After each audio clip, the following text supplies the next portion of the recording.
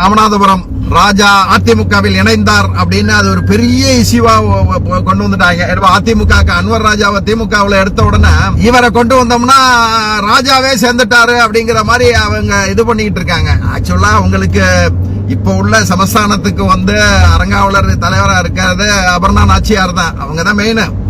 இவர் அவங்க குமரன் சேதுபதியுடைய மகன். இவரை சொல்லிலாம் 10 ஓட்டு விழுந்துருமாங்கிறது இனி அவருக்கு தான் தெரியும் வெளிச்சம். அன்வர் ராஜாவுக்கும் இவருக்கும் வித்தியாசம் இல்லையா?